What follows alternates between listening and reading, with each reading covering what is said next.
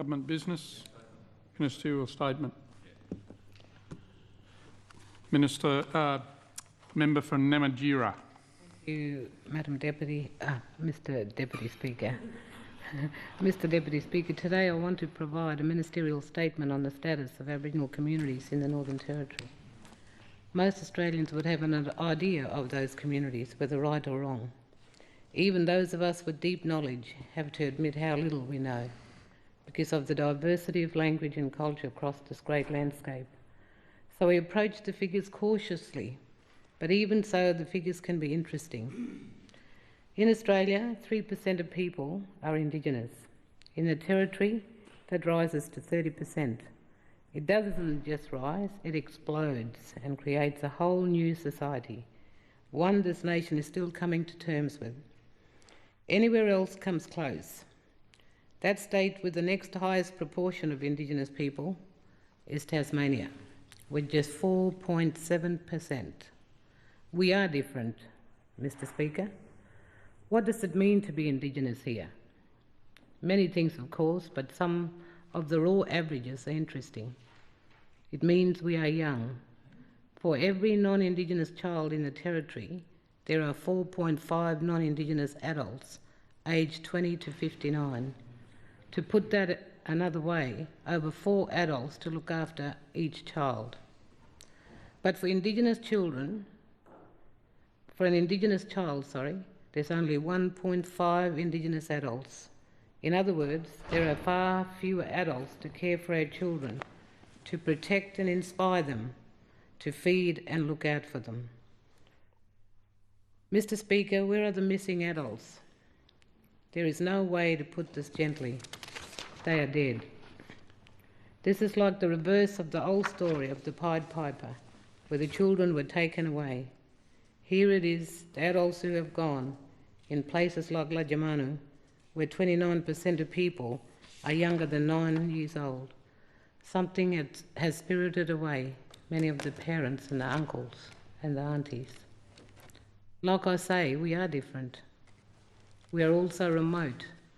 In all Australia, 24% of Indigenous people live in remote or very remote areas.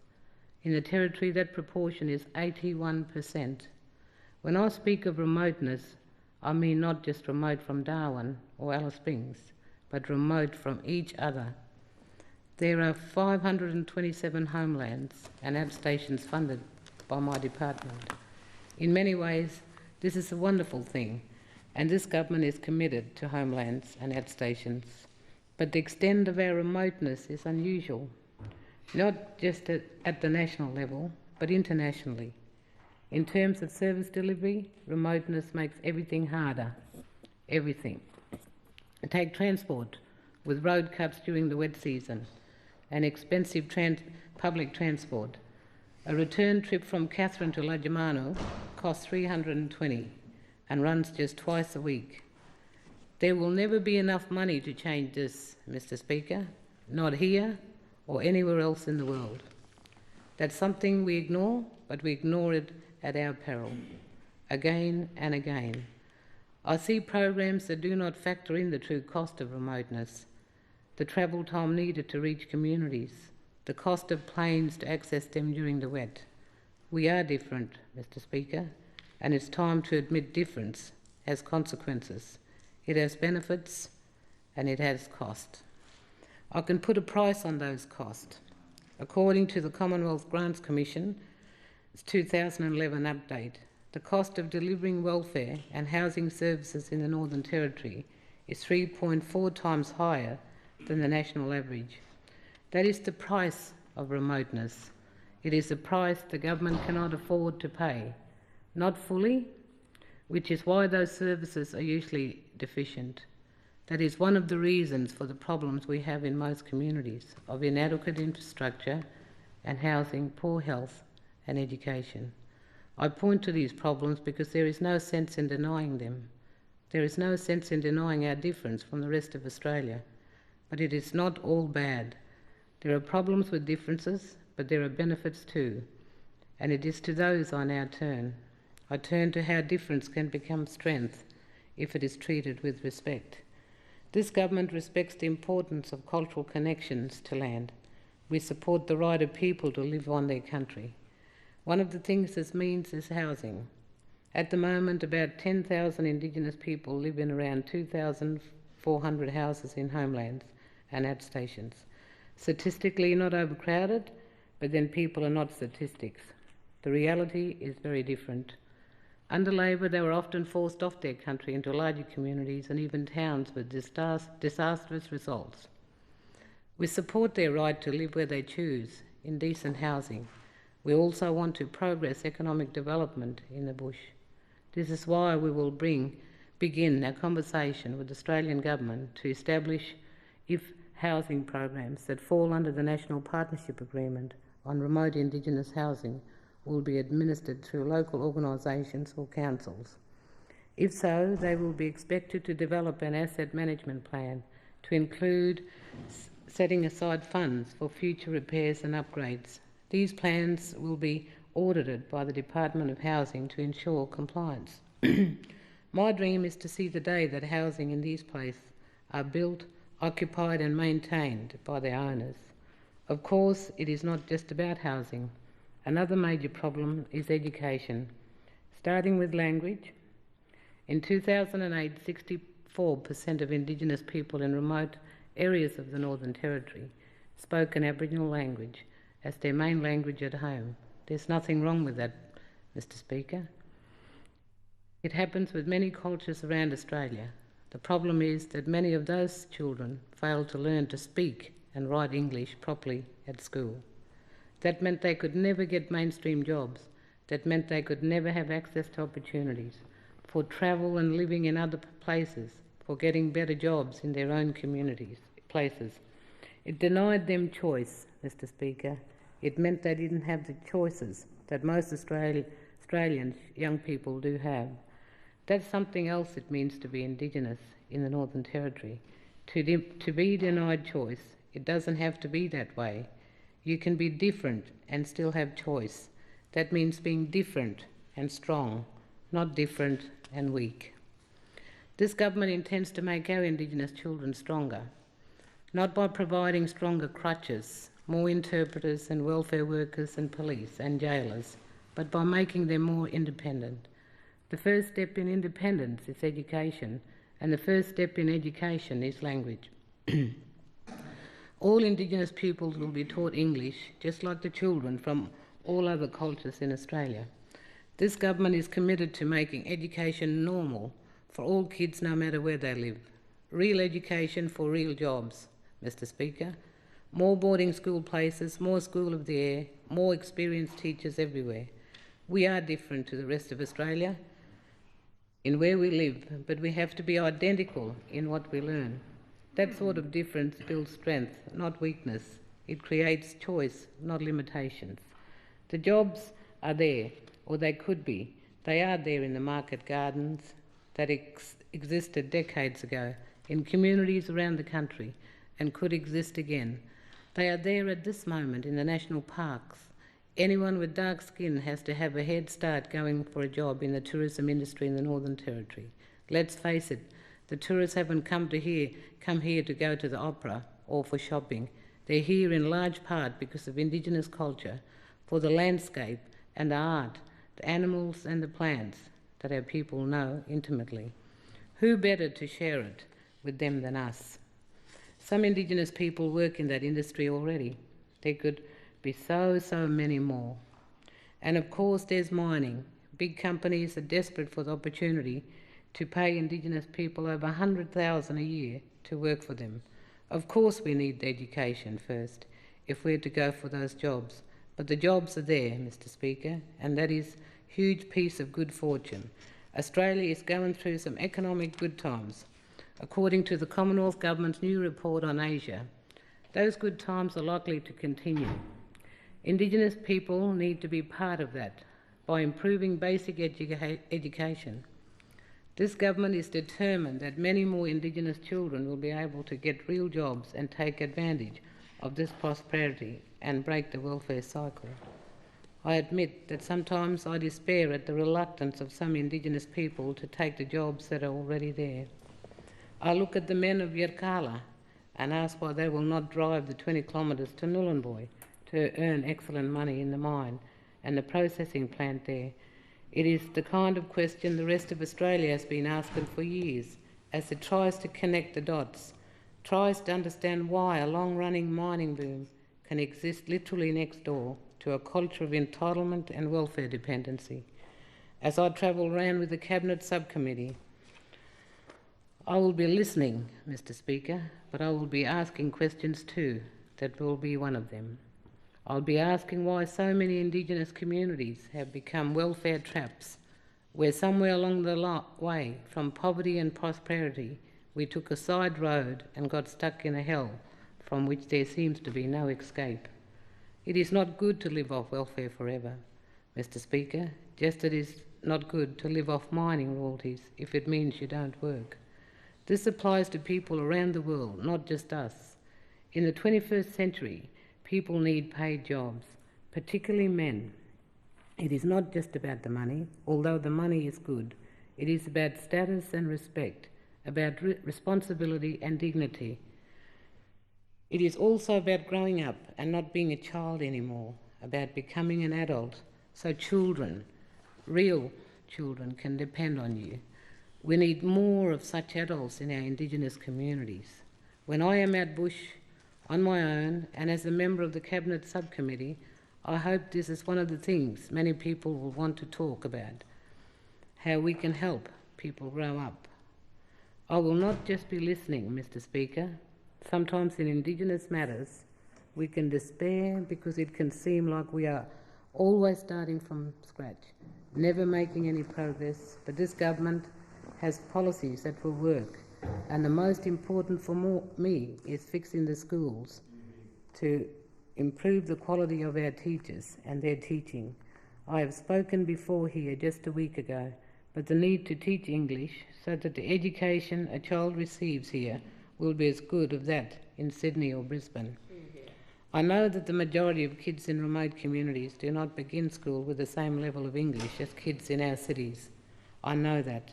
And I know that we need to work with the language that kids come into the classroom with, to bring them to the speed in English as quickly as possible.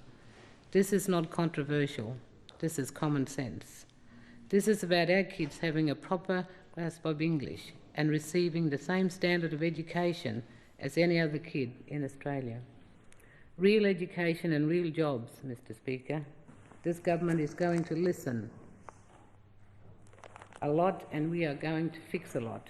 But even if we did make progress only on the schools, that would be something to be proud of. It would be much more has been achieved in many decades. There is another type of conversation where I grow impatient, Mr. Speaker. I've been talking about complaints, about this culture of complaint that hangs over so many Indigenous communities. We have to be wary of that, but we have to be wary too of many of the solutions that get offered. I spoke earlier of the frequent failures of NGOs because they don't understand the communities where they work. I spoke of the need for more culturally appropriate delivery of services by Indigenous people themselves. I stand by that, but let me make one thing perfectly clear. That does not mean simply throwing dollars at communities and telling them to fix problems themselves. There has been some of that over the years, and we know too often it does not work. I want to say a few words about that, about how we know what works and what doesn't. It seems to me that despite all that's been written about, efforts to help Indigenous people, all the valuations in the reports, we actually don't know very much about what works. Too often we read something that tells us a rare project did work and should be introduced anywhere. But why did it work well in that one place? Was it for some local reason? Maybe. So it won't necessarily work in other places. We are almost never told. There are too many anecdotes in public policy, making for Indigenous people and not enough data. Some people have calculated that thousands of pages of evaluations and reports and submissions are now written each week on Indigenous Australia. Literally thousands of pages. Never has so much been written for so little result, Mr. Speaker. The quantity is enormous, but the quality is poor. We've been let down by too many of our advisors, by too many bureaucrats and academics. I will always listen, Mr. Speaker, but I'm getting sick of the poor quality research and poor quality evaluations. There is too much noise and not enough content.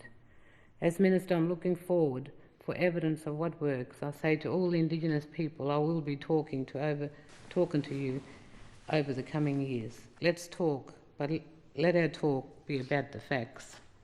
Mr. Speaker, here is an evaluation that will not need a doctoral thesis.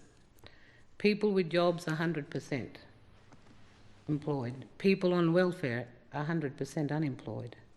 All of us have been avoiding the facts for too long now, avoiding the evidence or thinking it was not necessary because Indigenous people were different or because we were scared of what the facts might show. The time for that is over. One thing we do know is that such an approach does not work. We have proved that by now, and the rest of Australia knows it too. Government doesn't always get it right in Perth and Melbourne, but it has much better track record than we do because usually it applies policies that have been tried and tested and honestly evaluated. I asked the NGOs and the bureaucrats from those places to come here to apply the same standard to us as they apply back home. When you write your reports and your evaluations, be as tough as you would be if you were evaluating progress of your own communities. This is one of the reasons I spent so much of my last speech here talking about education. The evidence is in on education, the facts are clear, and we do know what works. What works are teachers and schools like those in Bunbury and Port Augusta and Bathurst and Gladstone. The same approach to education works everywhere, and it is time we tried it here in every school in the Territory. That is why I will continue to talk so much about schools, and I support my colleague, the Minister for Education, because with education the evidence is well and truly in. We know what works and we know what has to be done to make it work here. Much is uncertain, Mr. Speaker, but not that one. I do travel a lot, Mr. Speaker. I have visited so many remote communities. Too often they are like nursing homes, full of illness and complaints and death. Too often they are places where nothing gets done. No toilet is unblocked, no child taken to school, unless someone from outside does it. I say they are like nursing homes, but maybe I should say they are like nurseries. Everyone is a child there, even the adults. It's time to change that for the sake of our respect and our dignity. It's not even as though the system we have works well. The non-Indigenous NGOs or not-for-profits are easy for government to deal with, especially the Commonwealth Government that takes a long view all the way from Canberra. Often these NGOs are bright and shiny and run like clockwork, and they fill in all the paperwork perfectly. They're good at lobbying and writing submissions. I don't mock that, Mr. Speaker, but I do suggest they're not as good at providing services because they don't understand the communities they go into. Like so many non-Indigenous advisors over the years, so many experts, they're cursed by the combination of noble intentions and utter ignorance. I suggest a greater role for Indigenous organisations. There is growing evidence that community-based and controlled organisations can do better. We need to judge them by the same high standards we apply to the non-Indigenous NGOs. But I believe that when we do that, we will find many of our own are up there with the best. Local knowledge, Mr. Speaker, there's nothing quite like it. So how do we get from here to there? What is the way forward? I offer no magic solution, no silver bullets. My basic approach is to have a few core ideas, which are real education for real jobs, and to keep travelling and doing what I can to make them reality, to keep visiting and keep listening to what people tell me. I am honoured to head the Cabinet Subcommittee on Regional Affairs that will crisscross the Territory over the next few years to make sure this government remains closely in touch with what's happening on the ground. I am sure the knowledge is out there that will help us make all our lives better, but I'm also sure that this knowledge lies not in any one person's head. It is dispersed amongst every one of us in Papunya and Banyala, in Catherine and Darwin. I am here because I see myself as a leader, and I know that to be a leader is to be a listener. And to listen, you have to move around. I invite everyone to approach us with ideas, including ideas for local business opportunities in the regions. If you want a hand up, come and talk to us. If you can create a job for yourself, that is good. If you can create jobs for a few other people too, that's even better. There is no reason Indigenous people cannot excel in schools and in the workplace. We are struggling with our history and in some cases with the obstacles in our own hearts and minds. Much of that has happened to us is unfair, deeply unfair. Much that we have witnessed and suffered has been terrible, but it is a struggle we must embark on, and a struggle I believe we can win. I said I would listen, Mr. Speaker, but that is not the same as saying I will always agree. I've been listening for a long time now to people in remote communities, and I like to describe two types of conversations that are common but dangerous. Common may be even understandable, but I have come to realise dangerous. The first is the conversation of endless complaint. There are the conversations where a person offers to do nothing for themselves and just demand that everything be done for them. In the rest of Australia, people pick up the rubbish in their yards. They fix their own block toilets. When they turn on their TVs and see remote communities covered in litter and able-bodied men complaining about lack of maintenance of the houses they live in, they wonder why. They wonder why Indigenous people in these communities won't do things themselves. Of course, in many places they do, but in many places they don't, in far too many. The rest of the world is looking, and it is wondering why. It is wondering if we are children. It is wondering why so many Indigenous people have this sense of entitlement, the sense that everything will be done for them. I say to these people, to those in the communities and those watching, that everything will not be done by government. Everything cannot be done. There are not the resources, and everything should not be done by government, because adults are not children. Adults are capable human beings who need to be strong so they can care for the real children. All those kids I mentioned in the start of this speech, all those kids who should be safe and warm and in school. So I will be travelling and I will be listening, but I will not be accepting everything I am told. My friends will be glad to hear that sometimes I'll still be arguing, especially with adults who refuse to grow up. Speaking of such people, I might mention a certain journalist named Russell Skelton, who recently attacked this government in a local newspaper. Mr. Skelton has a history with me, Mr. Speaker. He once rang my office to demand an interview, and one of my staff told him I wasn't in. It was a white lie, because I was in. I just happened to be very busy doing important work. But Mr. Skelton found out I was in, and he has never let me forget it, Mr. Speaker. He has written thousands of words attacking me. There's nothing like a journalist whose vanity has been wounded. He doesn't come from these parts, and he seems to find the fact things don't run as smoothly here as they do in Melbourne. Outrageous. Now he's written off the whole government on the basis of the first week of Parliament. That's quite a call, Mr. Speaker. He doesn't like the fact that we don't all agree with each other, that we're open to debate on important issues. He doesn't like the fact some of our policies are not the ones he'd implement if he was in government.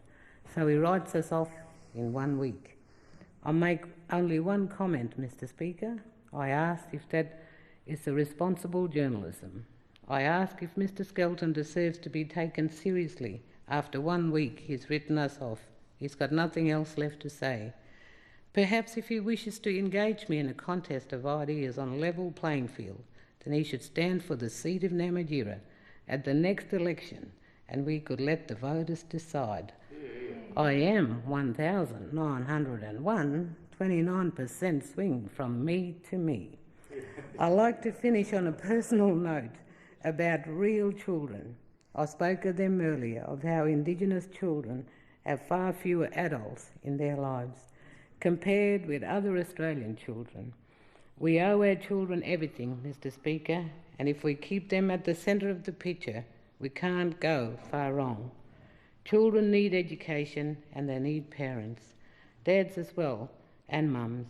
Dads need jobs, not jails. And for jobs, they need education. That's why, in my mind, so much comes back to our schools. I believe if we get them right, much else will follow. Not everything, but a lot. That's my plan. It's a journey I intend taking over the next year as I visit as many of those 527 homelands and ad stations as possible. I promise to do everything I can to make it a journey into a better future for all Indigenous people. Yeah.